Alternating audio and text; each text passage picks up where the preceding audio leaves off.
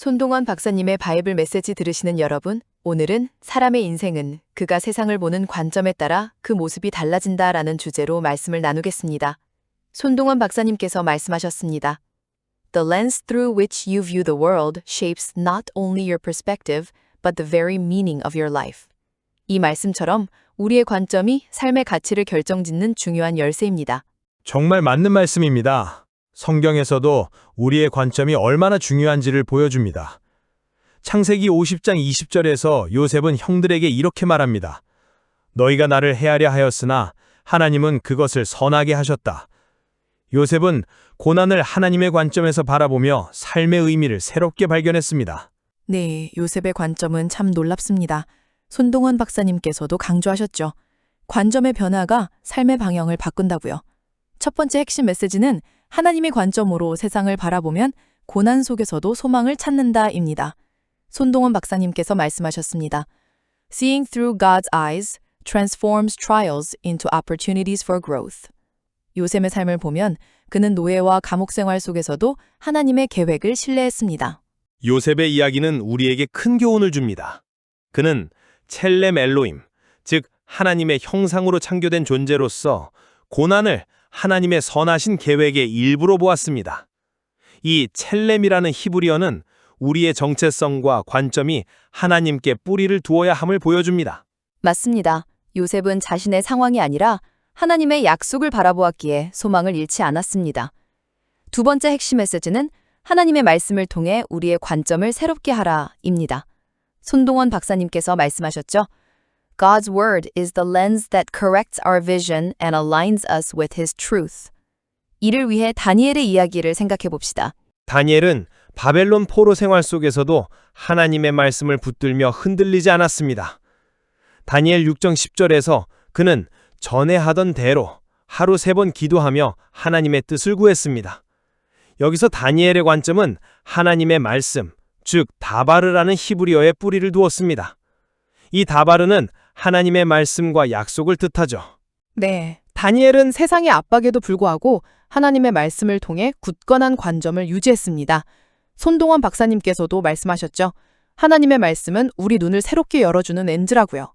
세 번째 핵심 메시지는 올바른 관점은 타인에게 소망을 전하는 삶으로 이어진다입니다.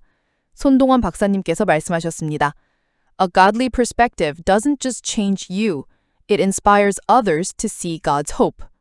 바울의 삶이 이를 잘 보여줍니다. 바울은 참 놀라운 인물입니다. 빌립보서 1장 12절에서 그는 감옥에 갇힌 상황에서도 내게 일어난 일이 도리어 복음 전파의 진전이 되었다고 말합니다. 바울은 고난을 복음의 기회로 보았습니다. 여기서 복음, 즉 유앙겔리온이라는 헬라어는 기쁜 소식을 뜻하죠. 바울의 관점은 타인에게 소망을 전했습니다. 맞습니다. 바울은 자신의 고난을 하나님의 영광을 드러내는 기회로 삼았습니다. 손동원 박사님께서 말씀하셨죠. 우리의 관점이 바뀌면 세상도 바뀐다고요. 이제 말씀을 듣고 생활에 적용할 수 있는 실천 원칙 3가지입니다. 첫 번째는 매일 하나님의 말씀을 읽으며 관점을 새롭게 하는 것입니다. 시편 119편 105절에서 주의 말씀은 내 발의 등이요 내 길의 빛이니이다 라고 했습니다. 말씀을 묵상하며 하나님의 관점을 배웁시다. 두 번째 실천 원칙은 기도하며 하나님의 인도하심을 구하는 것입니다. 야고보서 1장 5절에서 너희 중에 지혜가 부족한 자는 하나님께 구하라고 했습니다. 기도를 통해 하나님의 관점으로 세상을 바라보는 지혜를 구합시다. 여기서 지혜, 즉 소피아라는 헬라어는 하나님의 통찰력을 뜻하죠. 맞습니다. 다니엘은 세상의 압박에도 불구하고 하나님의 말씀을 통해 굳건한 관점을 유지했습니다. 손동원 박사님께서도 말씀하셨죠. 하나님의 말씀은 우리 눈을 새롭게 열어주는 렌즈라고요. 세 번째 실천 원칙은 타인에게 소망을 전하는 말과 행동을 실천하는 것입니다. 골로새서 4장 6절에서 너희 말을 항상 은혜 가운데서 하라 했습니다.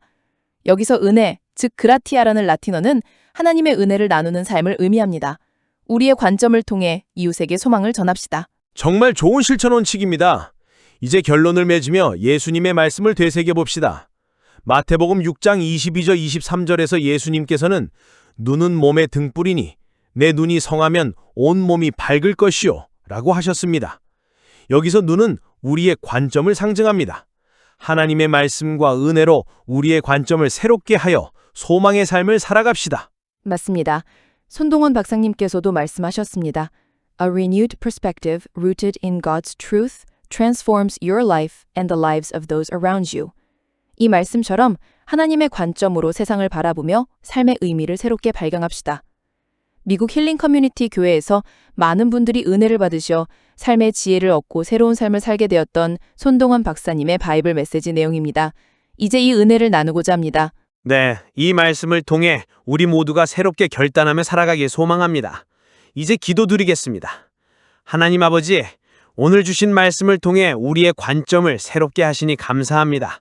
하나님의 말씀과 은혜로 세상을 바라보며 소망의 삶을 살게 하시옵소서. 우리의 관점이 타인에게 소망을 전하는 도구가 되게 하시옵소서. 이 모든 말씀을 주님 되신 예수 그리스도의 이름으로 기도드립니다. 아멘. 아멘. 손동원 박사님의 바이블 메시지 들으시는 여러분, 이 말씀을 통해 새로운 관점으로 삶을 살아가시길 바랍니다. 다음 시간에 다시 만나겠습니다.